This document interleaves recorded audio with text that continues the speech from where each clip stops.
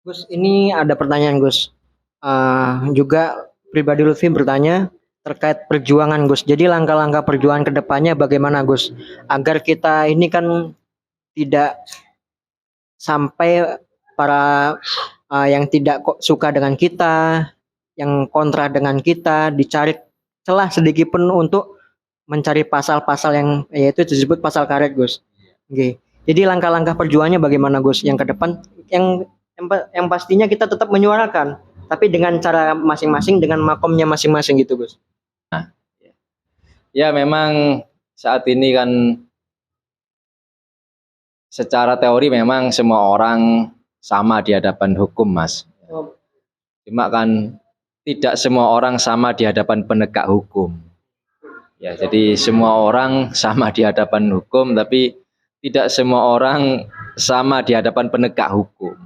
Jadi kadang juga kita harus betul-betul hati-hati karena seringkali orang yang berseberangan dengan yang kontra dengan rezim ini ya kadang diperlakukan tidak sama di hadapan penegak hukum.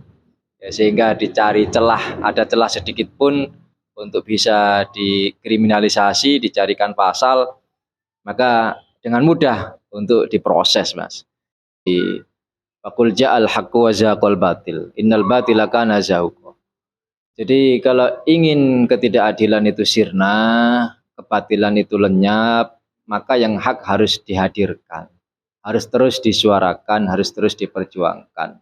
Jangan mimpi kebatilan akan lenyap, akan sirna, kalau kebenaran tidak pernah disuarakan, atau kita mundur dari kebenaran itu, atau kita tidak istiqomah. Jadi kuncinya istiqomah. Istiqomah menyampaikan kebenaran, istiqomah menyampaikan yang hak.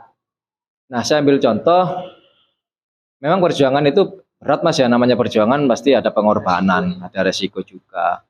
Nah, saya ambil contoh, waktu di Jakarta dulu, itu perjuangan ulama dalam rangka untuk melawan seorang penista agama yang arogan, yang kafir, sombong. Itu perjuangannya tidak mudah, Mas. Untuk istiqomah. Awal kali dulu saya masih ingat itu demo menolak pemimpin penista agama itu. Itu kan awalnya paling berapa orang, 100-200 orang, tapi tetap istiqomah mengikuti instruksi di bawah komando IBHRS. Istiqomah setiap Jumat, Mas, demo di depan gedung DPRD Jakarta, ke Balai Kota, setiap Jumat. Awalnya cuma 100-200 orang, dan pada akhirnya ya sekitar 2 tahun lah, saya kurang lebih sekitar 2 tahun perjuangan itu, akhirnya kan bisa dari 100-200 orang itu bisa kita mengumpulkan jutaan umat pada saat itu. Ya, bisa mengumpulkan sampai 7 juta lebih umat ya, menurut kalkulasi matematik yang logis ya. Nah, akhirnya kan bisa menumbangkan juga si penguasa yang zalim, yang kafir, yang sombong, yang arogan itu.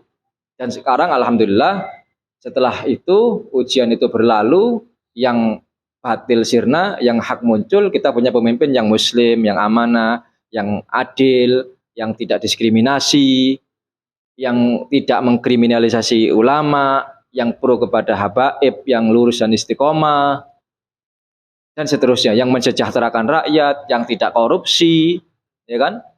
Dan ijazahnya tidak palsu, kan begitu Mas. Dan ini kan asli, kan tidak pernah ada yang mempermasalahkan karena memang asli. Ya, kita punya pemimpin, akhirnya kan di ibu kota kita punya pemimpin yang relatif bisa dikatakan sukses lah, tidak mengecewakan. Nah, ini hasil dari sebuah istiqomah tadi itu. Istiqomah di dalam perjuangan, istiqomah di dalam mengikuti instruksi daripada imam besar, istiqomah dalam menyuarakan kebenaran. Ya, jadi intinya istiqomah, Mas. Istiqomah dan terus berdoa.